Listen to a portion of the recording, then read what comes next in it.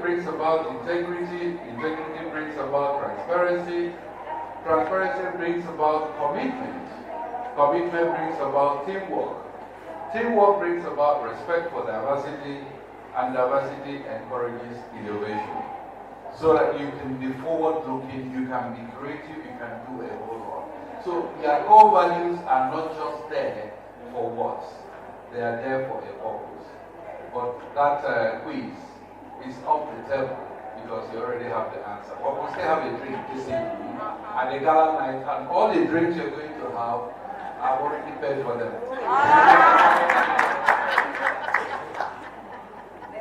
So, the core of my presentation is supporting women. Next slide, please.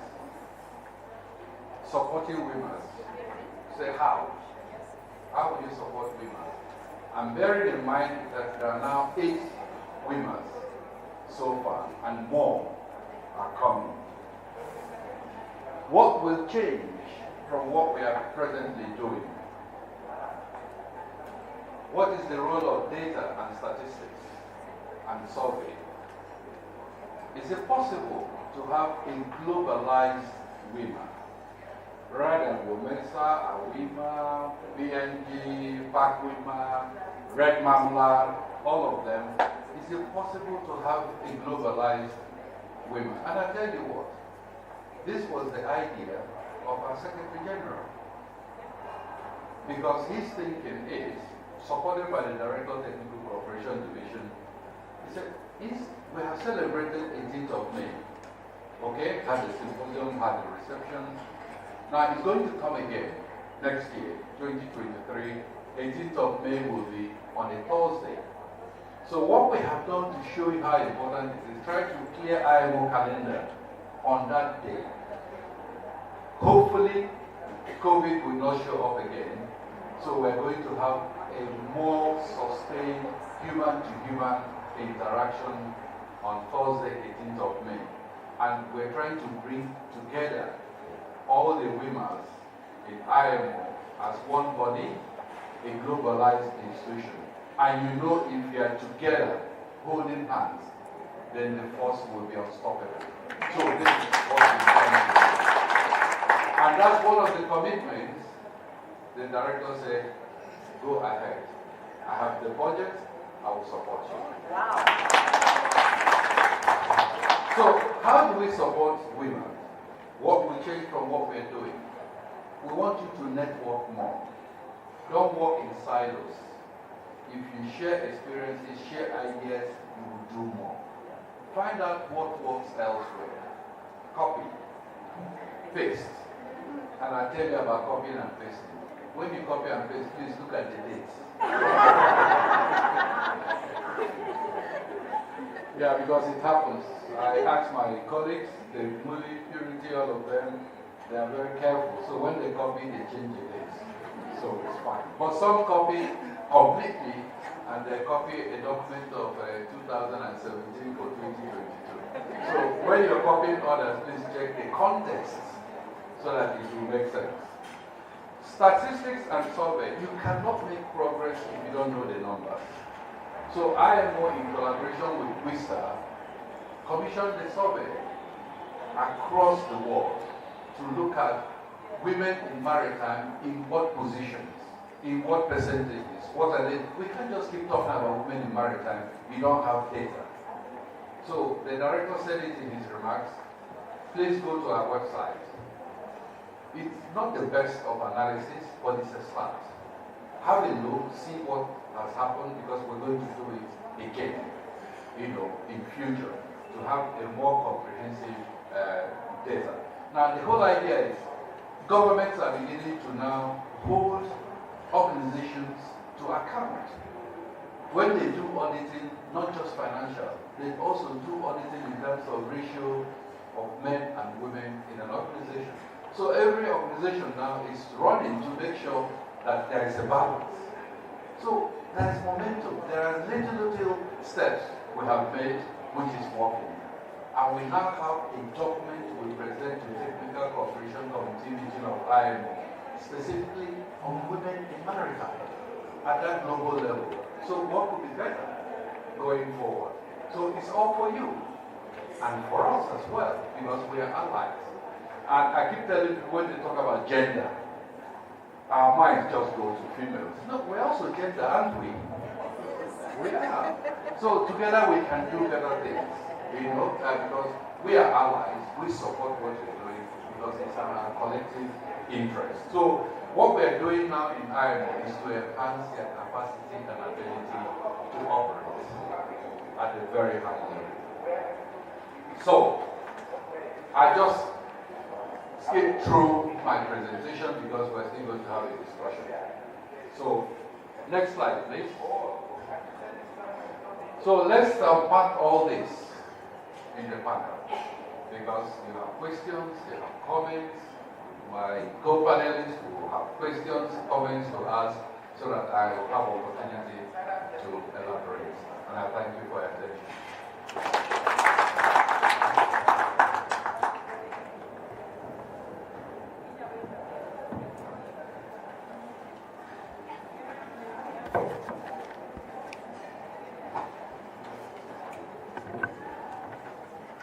Thank you, Mr. Azu, for that patient presentation.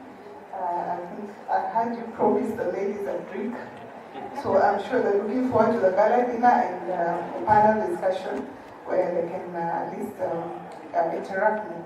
So we will proceed with the next presentation by our Principal Secretary, State Department for Shipping and Maritime Affairs, Ambassador Nancy Karikidu, who has quite a rich CV. Introducing her is not quite easy. I will try and do justice to her profile. So Madam Nancy Karikidu is the Principal Secretary, State Department of Maritime and Shipping Affairs at the Ministry of Transport, Infrastructure, Housing and Urban Development, with the responsibility of promotion of the maritime and shipping industry in Kenya. She holds a bachelor's degree in law from the University of Nairobi and a master's degree in international maritime law from the International Maritime Organization, Maritime Law Institute in Malta. Before joining the State Department, Mrs. Karikidu was the Director General of the Kenya Maritime Authority for 9 years, where she also served 2 terms as the chair of the IMO Technical Cooperation Committee. And currently she sits on the Board of Governors of the World Maritime University, Marine Sweden, and the International Maritime Organization in the Institute based in Malta. She has been involved in setting up the launch of the Association of Women in Maritime Sector, East and Southern Africa, WIMESA. So she is our patron and founding chair of WIMESA, which is a regional body bringing together women in the various professions in the maritime sector. She also was elected as the first chairperson and served 2 terms for WIMESA. She's presently the patron of WIMESA and a member of the Governing Council. Prior to her appointment at the State Department, she also worked as a legal expert for the EU Critical Maritime Routes Project aimed at enhancing maritime situational awareness in the Indian Ocean region.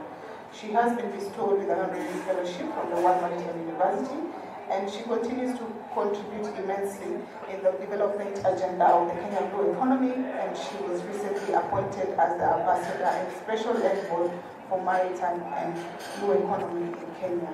A round of applause as we welcome Madam Nancy Karikidu.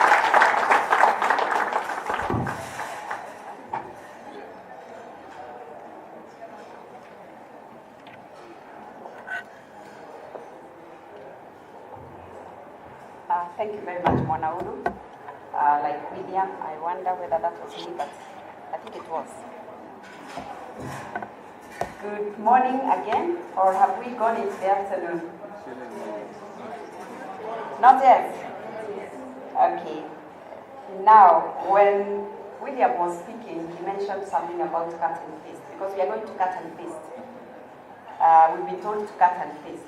And as you've heard, I'm an alumnus of IMO. So you can cut and paste that experience of training. But then it also reminded me of a friend of mine who one time, my previous life I was a lawyer. So this one day with the results for the primary school have been announced. And you know how it is in Kenya. Now anxiety, schools and all. So this friend of mine, we are walking into court. I was in practice and he says, I passed my primary school by experience. And I'm like, what do you mean by experience? Because she's a brilliant lawyer. I can't even, we used to be in awe of her when she takes when she stands up to present a case for a client. So I asked her, no, what do you mean experience? She says, I repeated so many times until I had to pass, the exam. Then she goes to explain and says, I couldn't read until I was in class 5. So it means, because I couldn't read, I couldn't pass class 8 in 3 years. So I had to start learning reading from class 5. So I'm like, then how did you reach class 5? Because if you couldn't read, you should have been repeating class 1, 2, 3. And she says, I used to just copy from my neighbor. But then she says, one time the neighbor was horrified and shaken, and she went to the teacher, shaking and, almost incoherent. And she says, what's the problem? This is like, she has stolen my name. You know what had happened? My friend had copied even the name. So cut and paste must be done. There is some intelligence to cutting and pasting. You must follow it. So allow me now to get into the topic of presentation this morning. And because I saw what Mr. Azu experienced, I'll just talk to you. I will not bother you with the presentation. And my topic is, the theme of women in maritime opportunities and milestones achieved. And I'll start by mentioning or looking at the Sustainable Development Goals, which comprise a global call for action for the purpose of transforming the world and humanity. And the core principle of the agenda is to leave no one behind, including us, the women, by the year 2030. The 17 goals are all interconnected and integrated in order to achieve a better and sustainable future for the world that faces many challenges, including those related to poverty, inequality, environmental degradation, climate change, unrest, injustice, and insecurity. And empowering the women is one of the crucial targets enshrined in the United Nations Sustainable Development Goals, and is projected to result in the achievement of gender equality, elimination of discrimination, increased participation in the maritime economy, and most of all, accelerated development. The ocean economy or blue economy has emerged as one of the most important areas for the global economy, and it is now considered essential to the future welfare and prosperity of human society for the reason that oceans are a key source of food, energy, minerals, leisure, and the transport upon which hundreds of millions of people depend on. So in the maritime sector, we've seen that women make up only about 1.2% compared to their male counterparts. And this shocking statistic clearly highlights the glaring need for diversity, equality, equity, and the inclusion in the industry. Disparity of work and pay by gender, with women having a significant presence in processing but not in fisheries management or ocean decision-making bodies, is another issue. So many don't have equal access to opportunities because of this reason. They don't have equal access to resources, financing, market information, technology, training, mobility, and also bargaining power. And that has a negative impact on achieving the SDG, but most important also on achieving food security, which is one of the main preserves for women. According to the UNCTAD Maritime report, over 75% of women's workforce operates at administrative, junior, and lower professional level roles, with only a very few in managerial posts. They say it's lonely at the top. I don't want to say anything about how I feel. In technical, marine safety and quality-related functions, women represent only 14% of the workforce. And the difference in the average salary of men and women is a whopping 45%.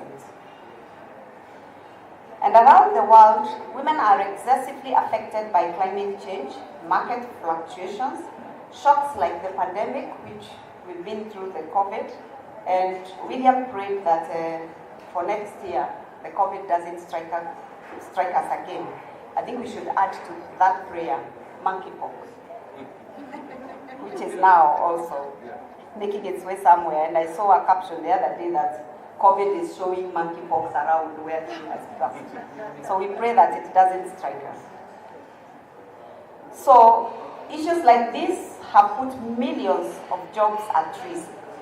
Women's rights are human rights, and governments and businesses must ensure their equal representation and opportunities are availed.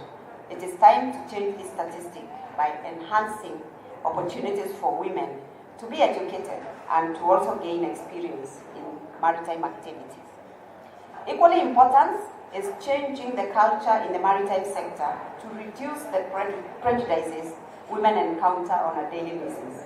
And I will recall that the governor himself did mention about the traditional belief that women shouldn't own boats, can't own boats because they are bad luck at sea, you know. So those are some of the prejudices that we must address by awareness, education, and also engagement with the communities.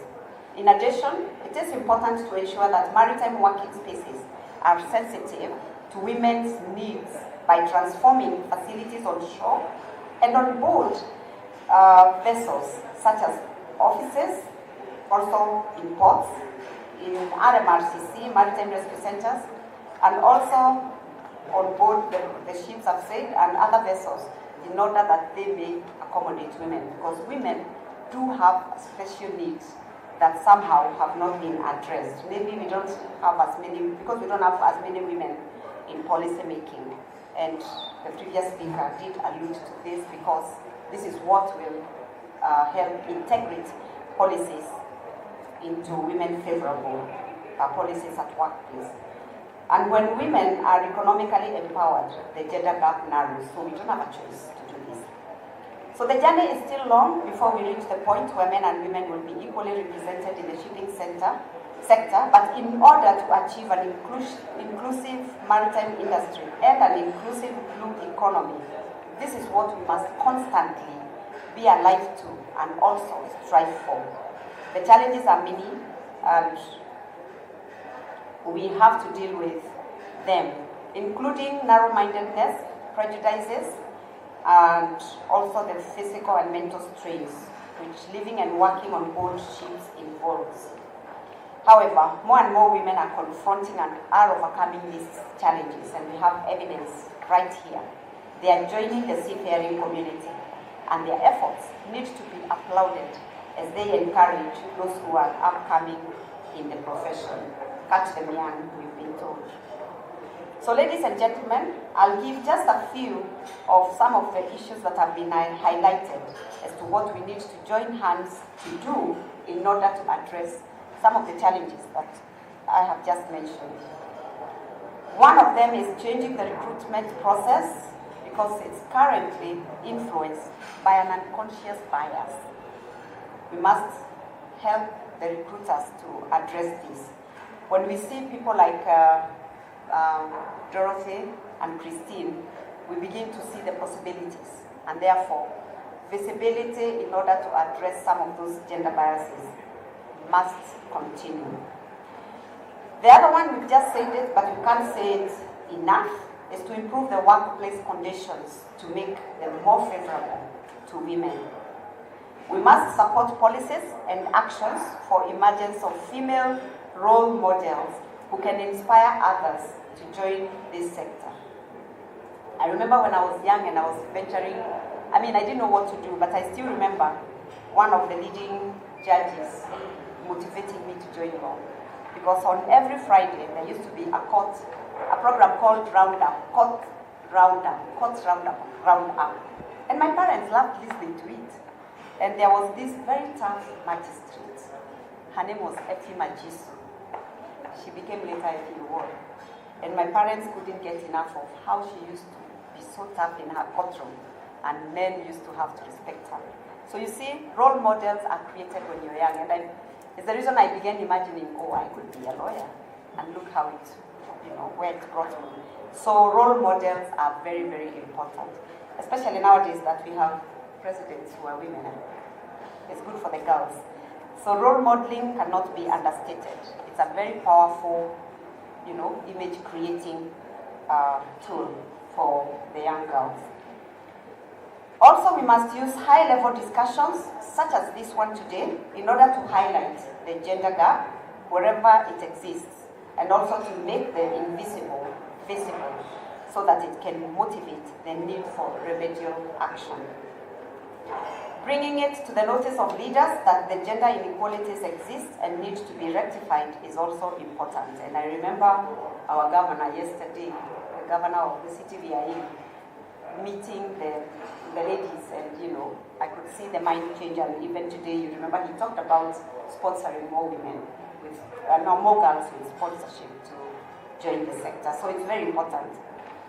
Also, to eliminate the established gender norms and stereotypes that prevent orientation of potential female candidates towards sectors like fishing, aquaculture, fish farming, and also engineering related. And I spoke earlier about STEM, science, technology, engineering, and maths, exposing the girls and encouraging them to embrace this sector at a very early age, and removing those mind biases that it's only for a certain gender.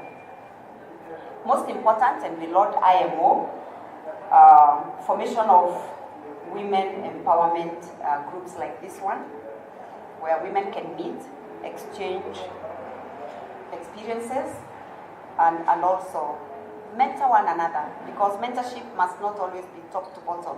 It can also be within the same, experiences. How do you do it in Ethiopia? How do we do it in Kenya? How do we do it in Zimbabwe? Very, very important. Also, the formation of national frameworks on gender mainstreaming and macro-level planning to ensure that the fisheries and also other seafood sectors have micro-level plans for gender equality in their enterprises, which brings us to the reason why we are in Kisumu City, to encourage the fisher folk community and related enterprises into mainstreaming also, and not ignoring the empowerment of the ladies in the sector. And most important, and William mentioned it, is to develop an audit system for gender equality certification through structured metrics, so that we are always conscious. In conclusion, let me come closer home to say that the government of Kenya has been very keen in supporting the participation of women in the maritime community. And this is in fact what informed the decision of the Kenya as a country to host and support the Association for Women in the Maritime Sector in Eastern and Southern Africa and its activities. You will recall that WOMESA was launched in Mombasa and still has its offices in Mombasa, its regional offices in Mombasa, but of course supported by a very strong network of other national chapters.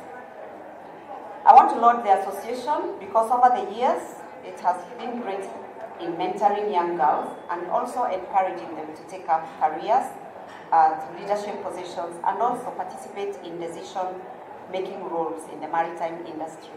You can see the result in these two young ladies. I can never tire of them, of referring to them, because they've been, very strong and very, not giving up, even when they didn't get seat time, places to advance their careers while their male counterparts got.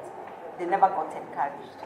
And I want to really acknowledge and laud them that they have been a very steadfast example to the young girls of what is possible.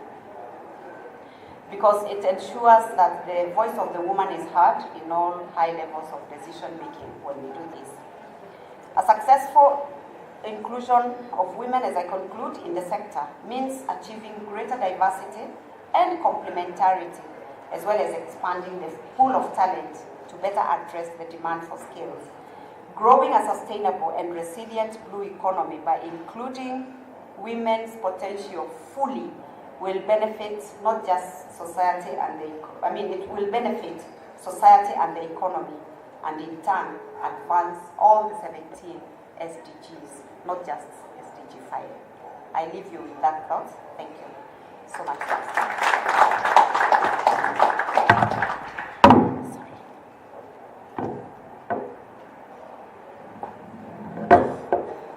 Thank you so much, Madam Pierce. I think you're well encouraged, and we can see the relation between policy.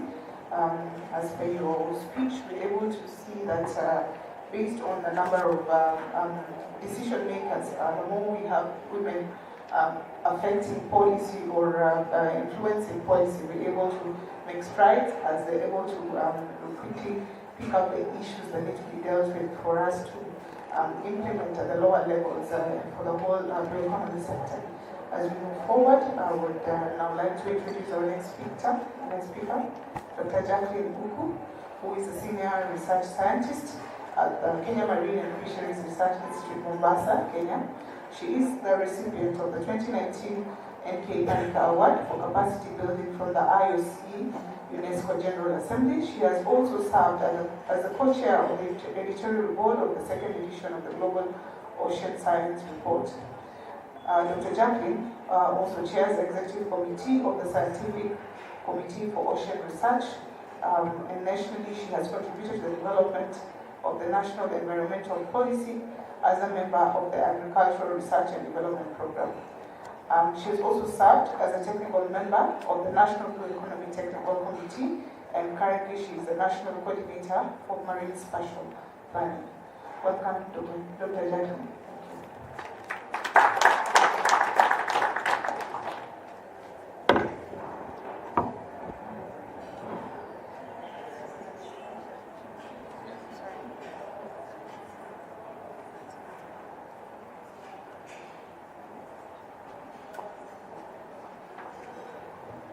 Good morning, everyone. I'm really excited to be here talking to women. It's very rare that I get this opportunity.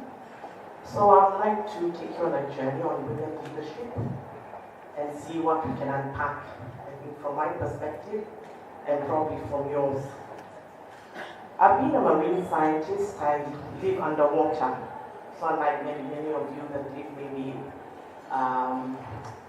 on top of the water in ships and boats, I ended up underwater, spending a lot of time swimming. I work with marine plants, and I have a passion for marine conservation because I've been in it for about 23 years, counting. I didn't know I would last, I didn't know I would stick to it, so I'm proud that I was able to make it. I lead WIOMSA, and I'll say something about WIOMSA. That is the Western Indian Ocean Marine Science Association. We cover 10 countries extending from Somalia to South Africa and the island states. And also being a leader of WIOMSA, I remember the day I was asked to take the seat, and I thought, oh boy, this is what it means to actually take a seat that is usually reserved for men. Take a front seat. And I've led for 2 terms, so that's about 7 years now. And it's a very good position. And I just say these things because I'm naturally very shy. Even standing here, I'm shaking. But, and you wouldn't tell because it's come from practice. But to be a leader as a woman, I've learned that you have to step up. You have to put your hand up, you have to take the seat. Just as William told us, take a seat, push it to the space. But one thing I'm also learning is that I've had to give leadership in spaces that are very unfamiliar. And that is being a woman of color. You find yourself on IOC UNESCO stage, different in international stages. You're an African, you ask yourself, what will I say? I'm a woman of color, perhaps I don't even have much to say. Then you have to come back to yourself and find out, okay, what has your journey been about? And really, you do have something to say, and you really do have something to tell the world. And so I'll be sharing those things with us today. I just want to interact with you a bit and ask you, what do you think women bring to the table as leaders? Just give me a few words. What do you bring to the table?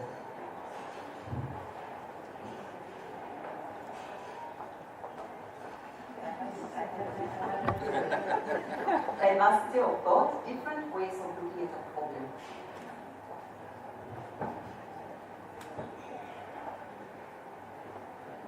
Key amongst them is decency. They are like men. They are unlike men. Whatever they do it with a lot of decency.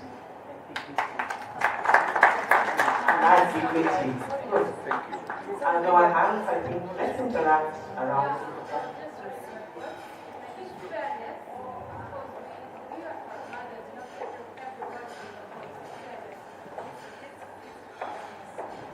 Yeah, speaking to the microphone so we can all hear you.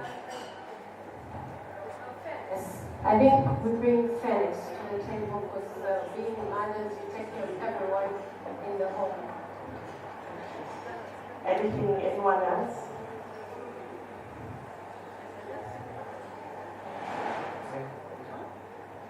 We bring numbers. I have not put numbers on my list. Okay. You mobilize numbers. Good. So I hope you're noting all those down because they were not on my list. And I wanted us to start with the positive things because I know when we talk about with women, it's always, this didn't go right, this was really unfair, I'm being bullied. But there are very, very typical things that we do not see that are deeply positive about women leadership. And so I like what has been shared, especially the fact that we bring dignity to the sectors, to the situation. We are more cooperative. I think we bring teamwork to team effort. We build teams as we work as women leaders. We embrace diversity. That was very true. I believe women are very, very creative and have great ideas. And I've seen these ideas get stolen. You wouldn't believe it. You know, a woman sits and she gives an idea within 5 minutes. It's left her mouth, it's gone, and it's migrated. It's become bigger, it's gained traction, and it's gone. And she may never be thanked, she may never be acknowledged, but we are breeders of ideas. And as a woman leader, we do have good ideas. And I don't think we need to shy away because I think where we have ideas, there are always new ones that can come in. We have creative viewpoints. We see the hidden details that I know.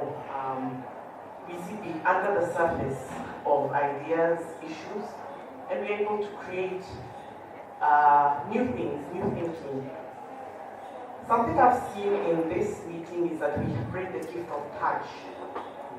I've seen a lot of hugs, and the world needs hugs. I don't think we take it for granted, especially with COVID. The gift of touch is so significant because just being touched and being told it's okay. If you touch your team member and you're able to tell them that, they'll be on your side forever. Yeah.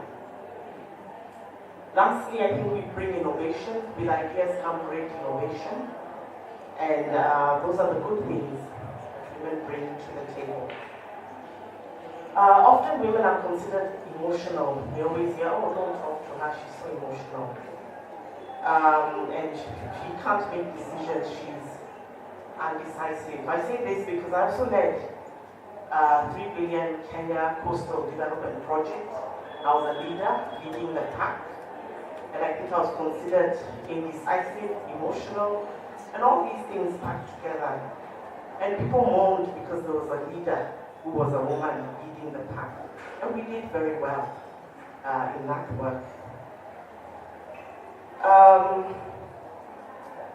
But I think even as we are emotionally tied up, we do bring good emotions and good feelings as we lead. I'll move into the issues that we consider negative when we look at the leadership space for women, because there are several, and I've tried to list them. One of the things that happens to us women is that we experience diverse seasons of life. No one ever helps you understand that it will happen. We just find ourselves falling into it. And I think sometimes we play almost 20, 30 different roles in our lifetime. Being a mother, a mentor, a teacher, a wife, then it's a balancing act. But no one quite prepares us for that. So we have opportunities to prepare the young ones in our midst. Because many of us have found that our African setup has evolved so fast. We are no longer in that traditional setup where we were prepared. We have no one to prepare us. We just got into jobs. We were told by our parents, get into this job, it's good. You need a job. You just kept running. And the transitions kept running after you. And some of them pulled us back. So we tend to drop off easily because of these transitions. In science, we call it the leaky pipeline, where there's so much leakage across that pipeline. For us in the scientific field, we drop off when we get married and have children. So if you were going to do your master's, you say, okay, I'll wait a while. And that while becomes several years. If you were in a senior position like myself, when you get a family, you find that you lose a few years on your journey because it's important to focus on family. And it's very, very hard to catch up. So we do end up not reaching where we wanted to go or where we had aspired simply because we dropped off, not because of any fault of our own, but it's just because of our makeup. We also experience key gender barriers, especially in the workplace. One thing we find, and I find, is that yes, when you're just ready to be promoted, new layers and new requirements are thrown in. And you wonder, okay, where will I get these things done? You know, do I have time? I have, the promotion call is put. Last year you could have qualified, but now they've put new layers. So you don't make it. Because the new qualifications required, you didn't go back to school to do them. You kind of just was like, you know, I'm too busy, I'm doing everything, I'm juggling all the balls. And so you never really went back to do it. In terms of gender equity in our field, we find we count the numbers. So we're very happy to say that we've graduated. So many women had bachelors, so many women had masters, so many women got their PhD. But the one thing we don't look at in terms of the metric is how many women are transiting to the senior and policy level. How many women are becoming counterparts to Madame Nancy at that level. Because where she is, she's lonely. I'm sure very lonely, she says. But not many of us are getting beyond that. And we're not counting the numbers, and we're not looking to see what can we do to just push women into the policy realm. So then our contribution falls because, yes, we did a good master's, we did an excellent PhD, but that's where it kind of stops. But we need to move beyond, and we need to put in structures so that we're able to lead beyond. Workspaces are also another limitation. I'm not sure ports are designed for women. Maybe it's only one toilet for everybody. Accommodation on ships, I'm not sure they're designed for women. Even working gear, working boots, you have to wear the very heavy boots and big overalls. No one is looking to design for women. So we pull back and we get challenged. Just because you have to wear the heavy boots, you get challenged in moving forward. And as I mentioned before, we have too few women leaders in senior positions to be able to inspire. They can't inspire us all, they can't reach us all. So we need to push more women into that level. And the last thing in the things that I mentioned to be a bit negative, we get so little appreciation. Very little celebration of the milestones we make. We're at work, and even for ourselves, and we need to learn to celebrate ourselves, and even in forums like this, really learn what is worth celebrating for each one of us. What milestones can we put up so that we celebrate our achievements? I wanted to move on to a few solutions.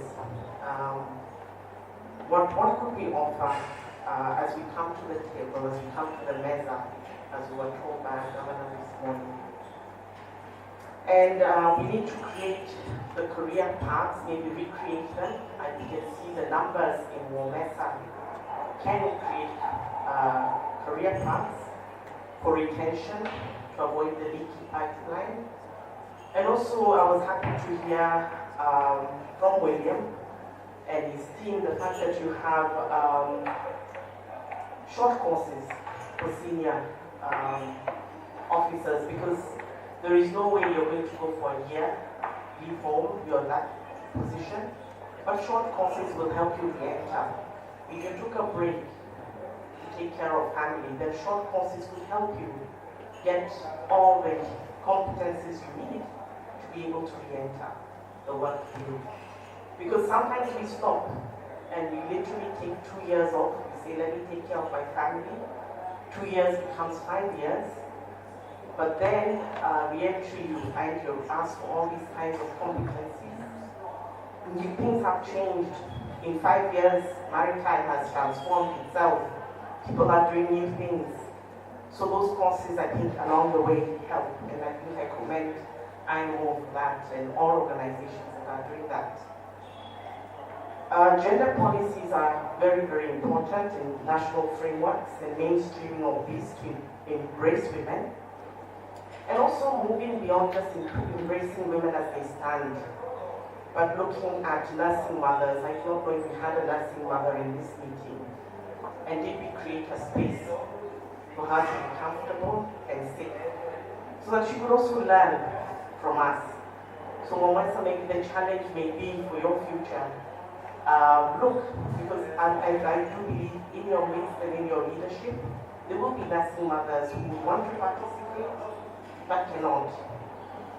So we've learned that at WIOMSA, and we do create spaces for nursing mothers, for babies, whenever we have our big meetings and conventions, and we are learning to really, really celebrate our mothers, even as they come, celebrate our babies.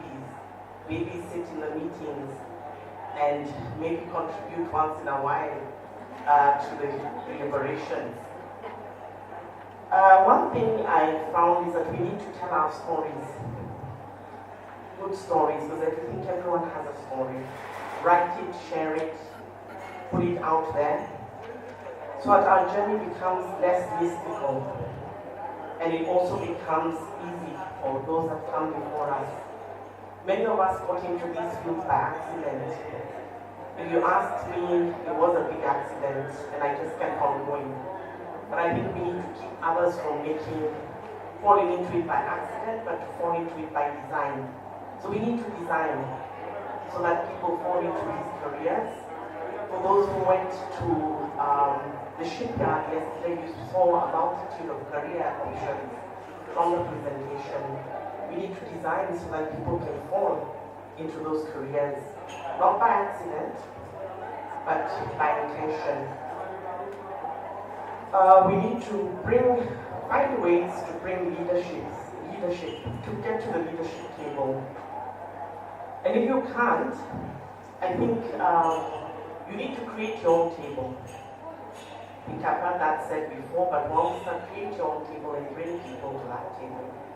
Be the leaders, bring people to that table, because they'll come and they'll have something to say and they'll get to know what you have to offer.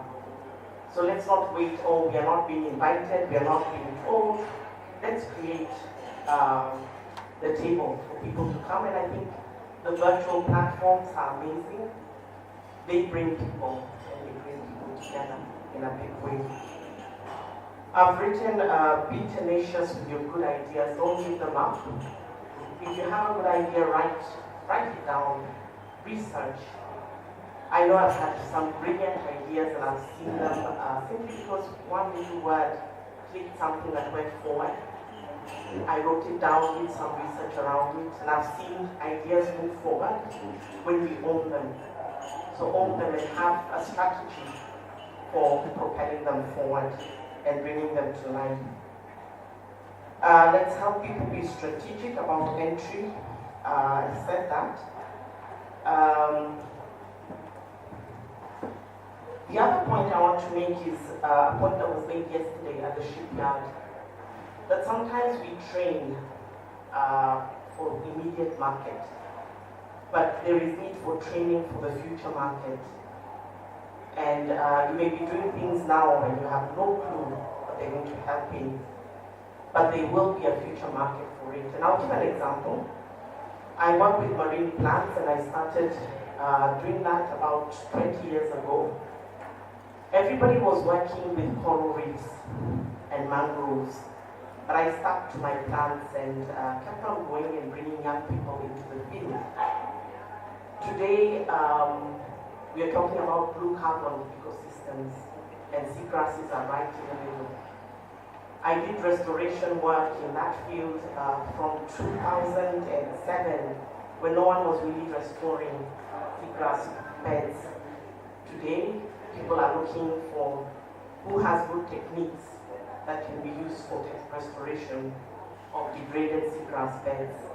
So simply because we moved with ideas that were not popular, nobody was looking at them, really nobody was financing us, but today the little money we got, the little things we did are bearing fruit. So don't give up, keep on, even if you think that the market is not here today, it will be there.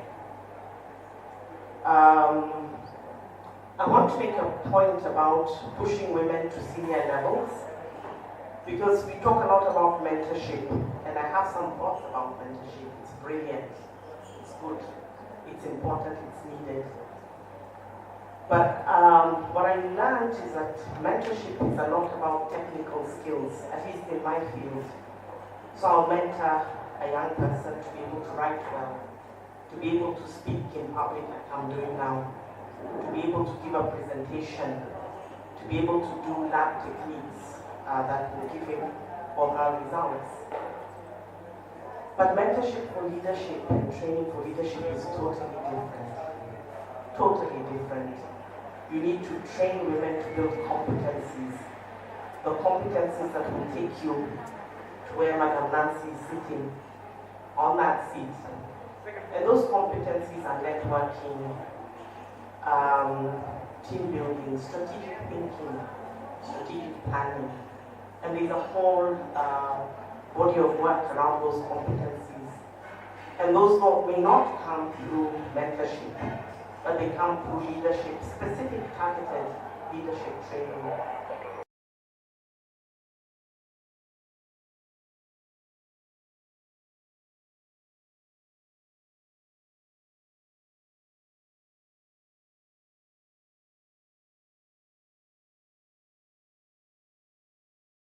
Let's get it, let's do this. But the one thing I want to remind us is that it's not being lazy when you want to take time off. It's not lazy to safeguard yourself, to take care of your mental health, and to take that time off, and to avoid burnout. Because I know women, we are deeply passionate. We go, we keep on going because we have the energy and the capacity. But let's learn our limits and let's take care and have that dialogue around how do you safeguard your mental health? How do you take breaks? If you have 30 days of leave in a year, can you take 2 days off ever so often, 2-3 days? Don't leave it to take that break on Christmas, and Christmas is very busy. You go off for those 30 days over Christmas, but you don't get rest. How do you schedule rest into your time? But you don't burn out and you don't fall off the pipeline. I do believe we are the future, but we're also mothers. We need to tag the young men in this journey. And I do believe Momesa will be creative as we focus on the girl child. Let's not leave the men behind. There is a serious need. If you're a mother of a boy, as many of us are here, I think you recognize it. The girls move fast. They're 5 years older at the same age as boys. And they will move, and what I've noted is that girls move. You just need to give them a pencil and they'll draw.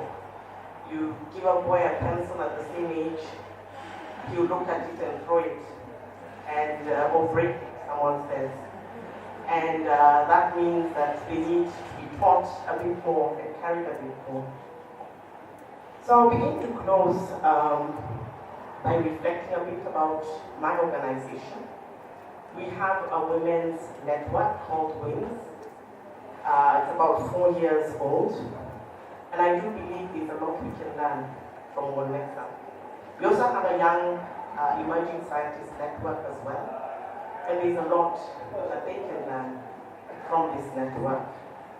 And so the question I am asking as I stand here today, maybe the commitment we can make, is to explore further how can we bring science into Wonesa.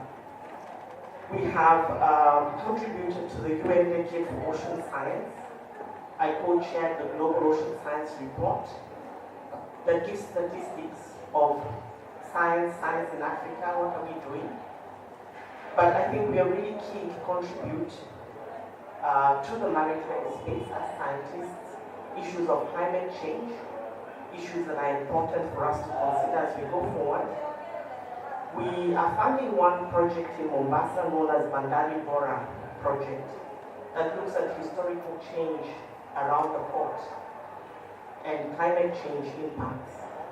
And so that could be one of the platforms we use to begin a dialogue that can link the science we do with the maritime sector, because that's a commitment I wish to make as I stand here.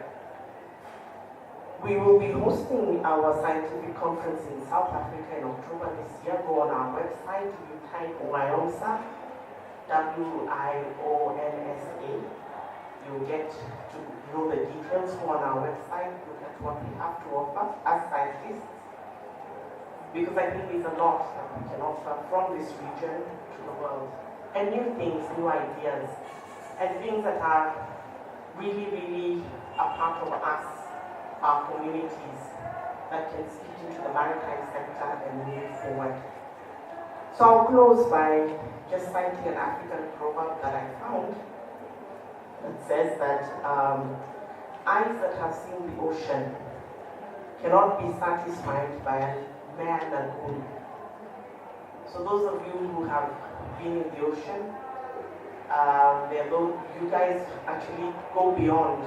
Some of us stay at the lagoon, at the inshore level. And I believe we are the generation that has experienced what the ocean can offer. So let us be the generation that puts Kenya and our regions and our countries, I think we are 16 countries here, let us be the generation that can push people beyond the lagoon and into the open ocean. So I thank the organizers for the opportunity to stand here and talk about women leadership. I do know we will engage more in the coming years, and I look forward for us to be successful as we try to link the science with the maritime. So thank you.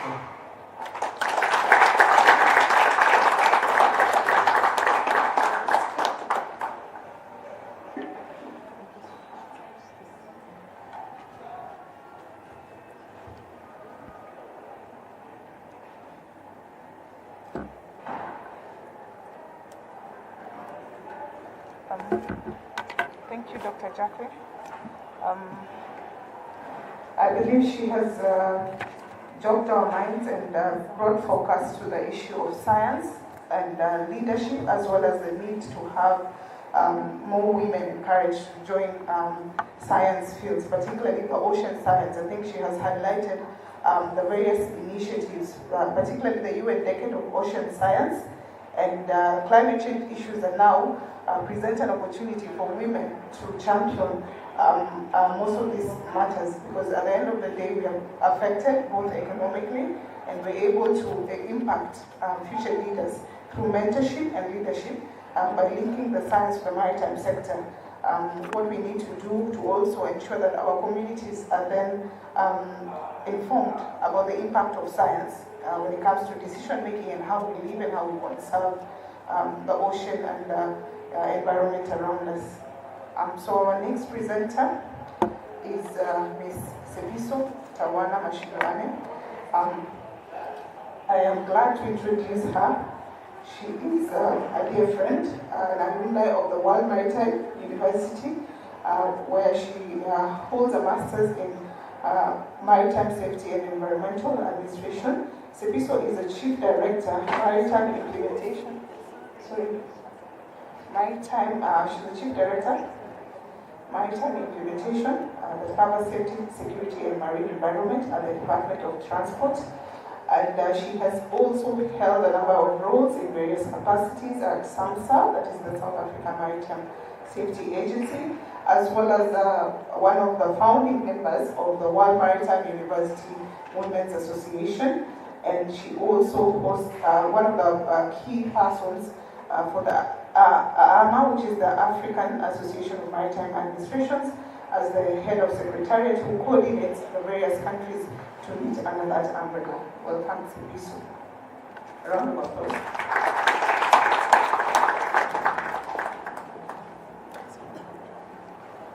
Thank you from the Kabal, from the WMU. And as Mr. As was saying, we are not about just being a Kabal, but it's a series of networking. Dr. Ukuda just referring to that one networking is important. I am here to say something about building an economically sustainable community, and then that should be within the mainstream of gender. And then gender doesn't know any boundaries. Supposed to be female, it is case for us because we are MESA, and then that goes us into the maritime sector perspective. I want to say that the scientists or the people who know how to write, they say that economic sustainability, it refers to practices that support long-term economic growth without negatively impacting the social, the environment, and the cultural aspects of the community.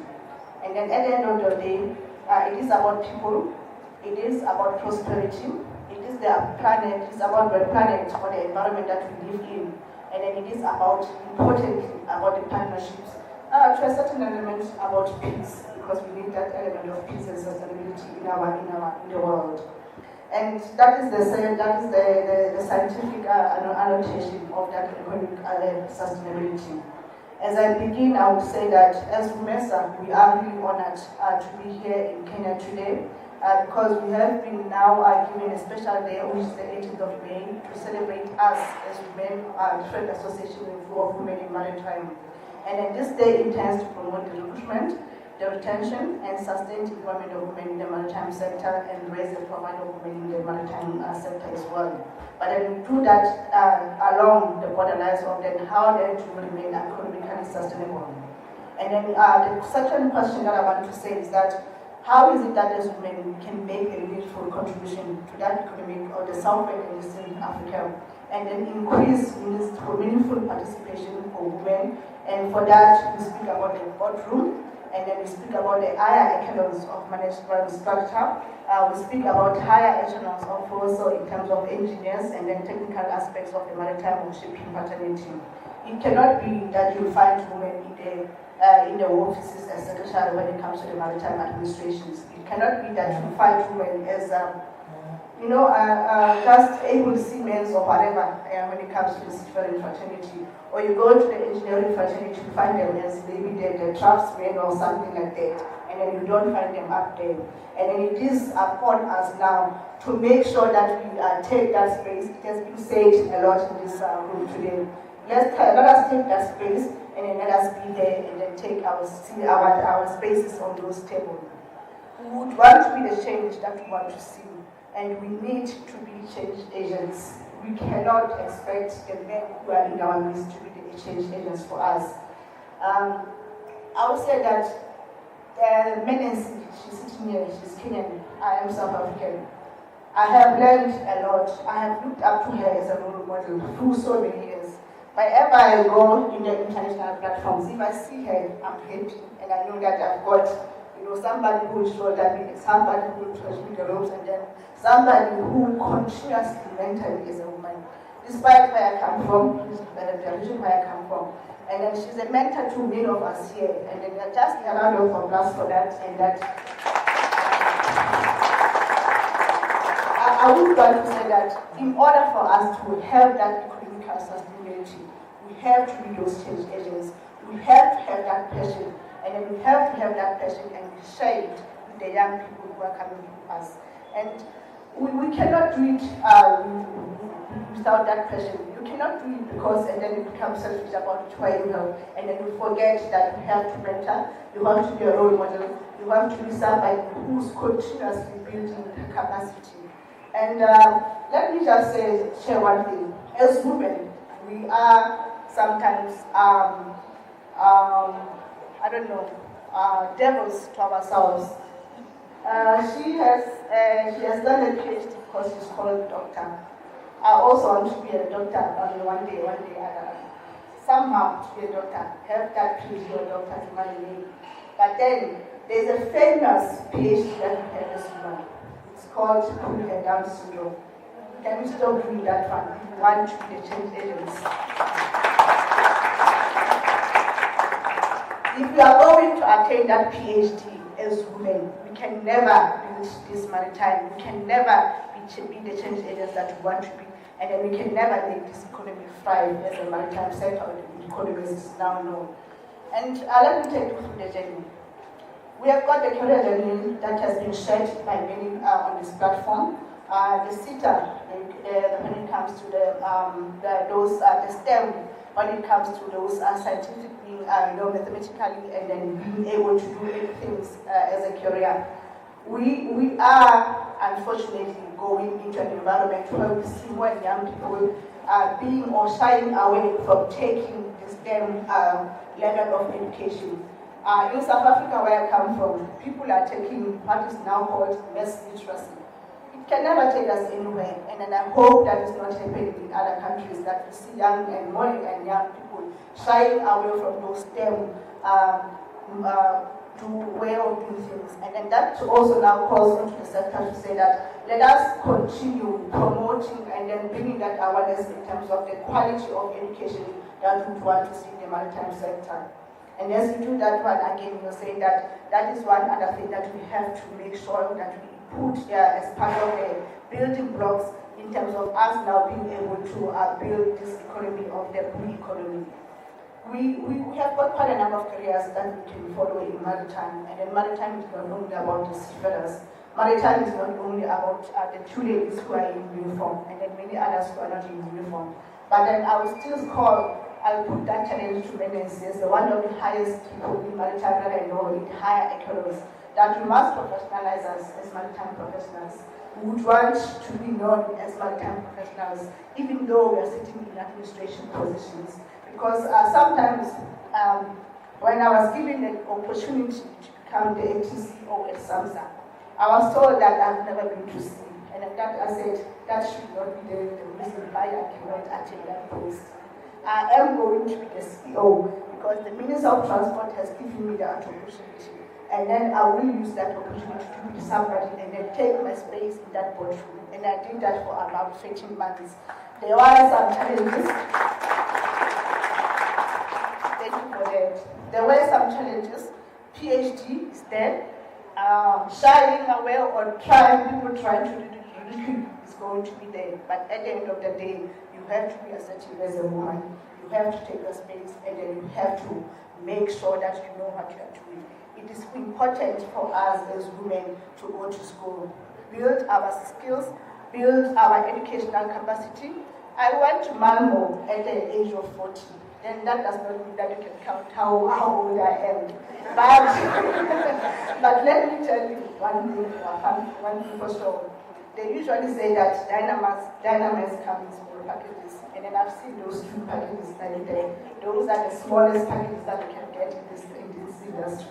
They are able to steer the biggest vessel that we can come across. I've seen Uhuru one day by the port yesterday. It is nothing in terms of what is it that they are capable of doing as women. So a round of applause for them. They are, like I'm saying, economical sustainability is about profits at some stage. That's why you have to have that highest qualification as a woman, so that you don't expect things to come your way. You have to work hard to be recognized. I can safely say that I know that I've worked hard to be where I am. I was never a person who would shy away from taking a challenge, and then that also helps you as a person, that also helps you as a woman. But at the end of the day, you must have a strong support system, be it from your managers who have entrusted you with that position and other women who are around you. But most importantly, also surround yourself with people who will build you as a woman. And then as we do that one also, it goes back to what our doctor was saying, that let us learn to network. It is very important to have your networks, because then when you are going into a difficult session, then you say, you are able to call another person, another CEO somewhere, and say that I am going to this board meeting, and then this board is giving me high help. But then somebody says, no, I'm with you. Say this, don't say this, and then just keep shut. When you think that they are not doing what is right, just keep quiet and then don't do anything about it. You will save me and it will take you a long way. We have seen the impact of COVID-19 on businesses. It has a huge impact on the economic sustainability of the economy. But then the question still remains, how then do we plug women in the supply value chain? And then we ensure that we capitalize on the supply chain disruptions that we are seeing. I think the director was speaking about innovation, he's speaking about the women's shipping that is coming. How do we capitalize on that space as women? We should be able to move with the times. We should be have that capability. We should not be technologically challenged, as some people say that we are born before technology. Let that not be the syndrome that is going to be assigned to you as a woman, that you cannot do because you are technologically challenged. You should be able to be innovative, so that by the time this full digital transformation comes on board, we are fully on board as women, as UMESA and any other women association. We should be able to reform, we should be able to have that resilience, but at the end of the day, if it doesn't work for you, find a way to propose yourself. I said I went back to school at the age of 40 to do Maritime. I am a Maritime aligned person because I have got my master's in botany, and then I'm also an environmental management specialist. But then at the end of the day, I just asked myself, what is it that I can do just to get nearer to what I've studied? And then I said, let me just change course and go to Starboard, I don't know, something like that. And then it went for me. So don't be afraid to propose or reform yourself as a person or as a woman. Looking for the sustainable business model, we are saying that acquire the highest level of competence that we can be able to acquire. Maritime education and training is important, and then we are saying that this maritime sector that we are in as UMESA, it is a highly technical environment. We all know that. We need those skills, we need the technical know-how, we need the soft skills, we need even the simplest in terms of then how then to survive in this environment. It is not called a men's environment for no reason. There are reasons, there are many of them why it is called a men's world. And then we need to be able to still survive at the end of the day and make a living. How then to start out in this to make this a sustainable business model? We are saying that there are lessons that have been learned previously by women before us. Let us take a cue from them. It has been said that women are natures, and then we are capable of doing many things at any times. We have got at least that element of diversity ingrained in us. Let us use it to our advantages. And then there is an issue regarding enterprise development. Let us take out the PhD syndrome out of that one and make sure that we make him groundbreaking enterprise development wherever we are. There is a whole lot of activities that can be utilized out of the water bodies that we are having, be it from the fishing, be it from tourism, and then be it from general, there are quite a number of things that we can do in terms of the market profile that we are currently in. Let us use those opportunities, and then let us rise to the occasion as women. And then I call upon each one of you to make sure that we go back into our communities where there are water bodies, and make sure that those water bodies can work to the advantage of the small communities around those water bodies, not just for the big shipping companies or the big maritime companies. And then how then do we use the little that we have in terms of technology to make sure that we assist those business profile, and then we can just share the kind of knowledge that we have as women. There are quite a number of lots of maritime tenders in Africa. They range from from South Africa, which is down at the bottom, up to North Africa. Let us use those opportunities and make sure that we can acquire that platform as women in maritime, and then as business women in maritime. And I love the issue when it says that when we're speaking about the blue economy, let us stop writing about the first women. I'm sure I was also reaching at one stage that as the first active woman on the SAMSA, which is the SAMSA Maritime Authority. Since inception in 1998, it has always been having CEOs of male CEOs, and then I was the first woman. And then we are saying that let us stop writing and then giving us those titles as women. Give us meaningful titles that are going to stick, not just something that is going to be in the social media or just in the news for one day, but we would want to be there forever. It cannot be that it is only men and say just a few men. Yet we have got a huge and then $1 billion industry when it comes to maritime industry. But then only 2% of those one are still saying that we have got 2% of women as seafarers, or 1.2 women of the seafarers as in the fraternity. That cannot be.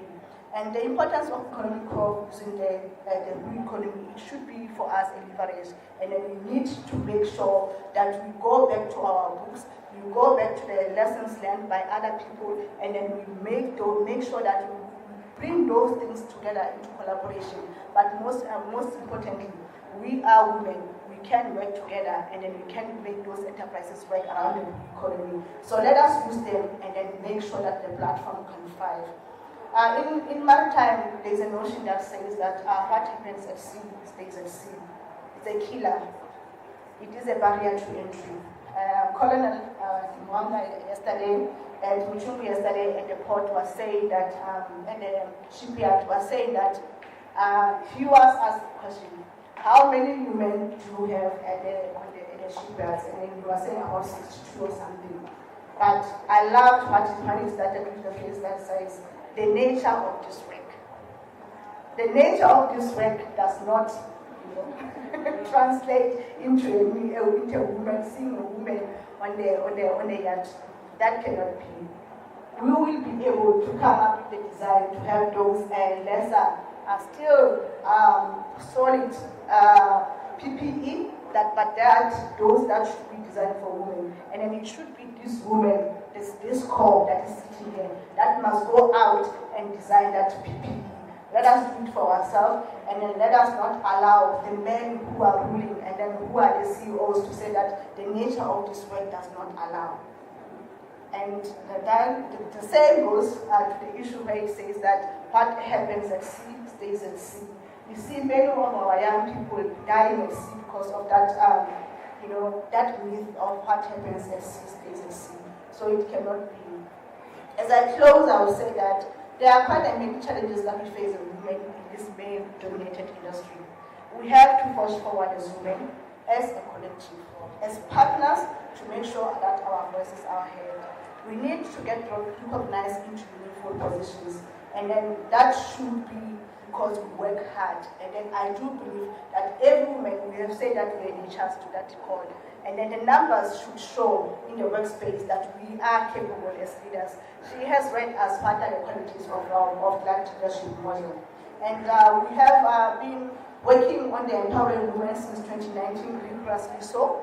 And then we've got SDG 5, which is about achieving gender equality and then empowering all women and girls. And let us not leave the boy child behind. Women have still not found their footing, hence we remain resolute to support each other. Let us support each other to make it work and then to make sure that we have got a sustainable economical economy. And then as we do that one, let us improve from that 2% of the 1.2 million seafarers of women and then take it to 5% in the next 5 years. If we can do that one, we will at least achieve something as women. And it was also said that the increase in the number of women in top management could mean notable economic improvement.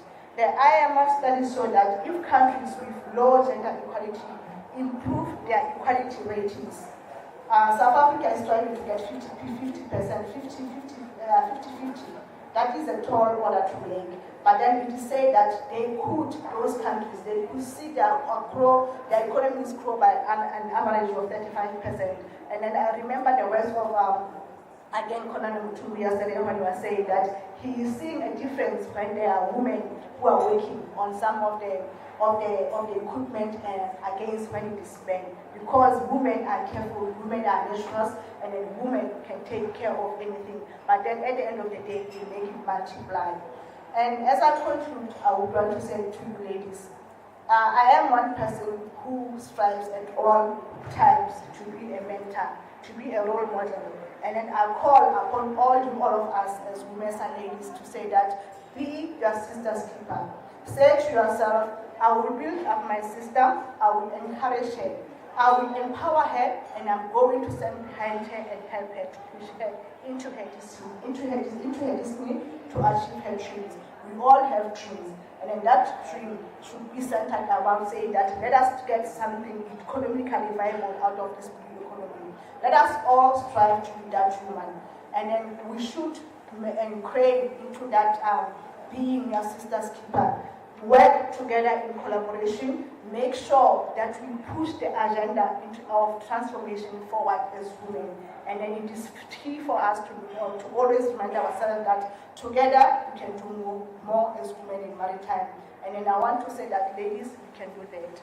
We are in Bogoto, women power. That is what I am. And then I want to say that, learn to say that you are a woman, you are for spirit, and then you are wonderfully made as a woman. And then we must bring new skills and make sure that we help boost the productivity in the blue economy. And on that note, thank you to all the women in maritime organizations that have joined us as today as WMESA.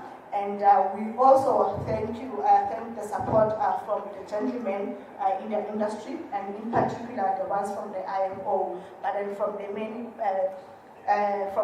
many of the organizations where I come from. I want to say that I am where I am as a woman because I've got men who believed in me. My minister is a man.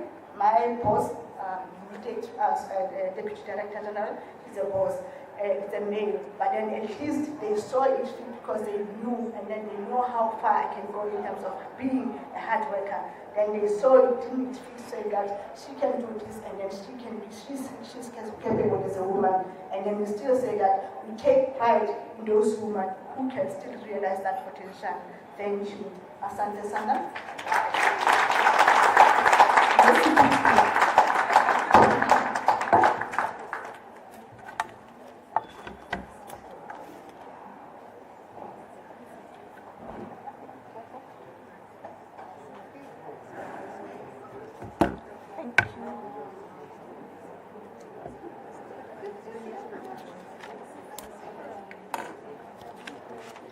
Thank you so much, Sepiso. That was a wonderful presentation, quite energizing and very, very impactful with personal experiences. I believe we have learned a lot from her. So, ladies and gentlemen, we do come to the panel discussion session where we'll have a plenary. And as you have heard from our various speakers, very learned speakers,